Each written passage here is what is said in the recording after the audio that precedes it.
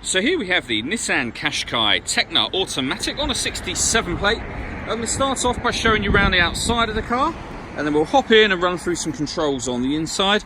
But from the outside you can see that it's a 5-door car with alloy wheels and tinted windows. Let's start off inside the boot and then work our way around the rest of the car from there. So as we approach the boot, you'll see we have reversing sensors. This car's also got a 360 parking camera, which I'll show you when we're inside the car. Plenty of boot space, as you can see, along with that 60-40 split folding rear seat. And then that boot space can be further increased by lifting and removing, if you wish to, those two tray sections. Okay, so we're just going to work our way back round to the front of the car now, and then we'll hop in and run through some controls on the inside. But now that we've done a full circle of it, you can see not only is it a great looking car, but it's in wonderful condition the whole way round. Just briefly before we climb in, I think it's well worth seeing the interior from this exterior point of view. You get half leather seats, the driver's seat is electronically adjustable as well. There's plenty to run through on the dashboard, so let's hop in and we'll do that now. Okay, so now that we're inside the car, we're going to start with the dials. On the left hand side we have the Rev Counter, and on the right hand side the speedometer and fuel gauge. In the middle you can see the total miles on this car are 13,859. You can change the information displayed above that using buttons on the steering wheel. And for various different pieces of information, as you can see as I go through them now, from settings all the way through to the digital readout for the speedometer that you can see there, and a trip computer as well. And the buttons I was using to do that are these ones on the left. We've also got stereo controls over that side as well. And then on the right hand side we have cruise control with speed limiter, and the ability to answer and end phone calls. We've also got that button that I just tapped a moment ago.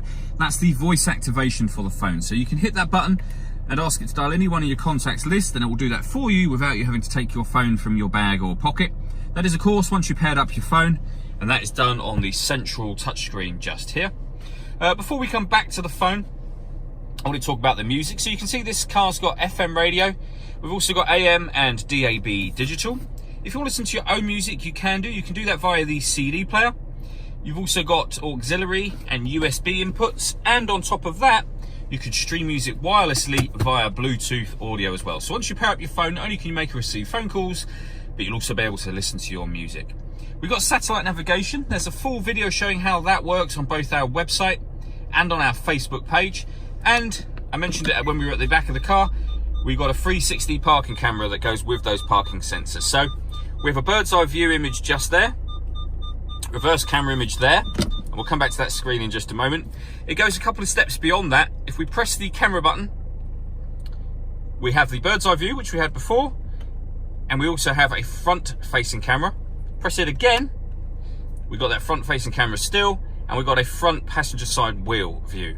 On top of all of that and the parking sensors, this car is able to park itself. It has autonomous parking, and you can see these two blue boxes just here. One is for parallel parking, the other one is for a perpendicular park, so a bay park in a supermarket, for example. Whichever you want to use, you just hit that button and then you follow the instructions on screen. You can see there that it's telling us where it's going to put us in terms of the space.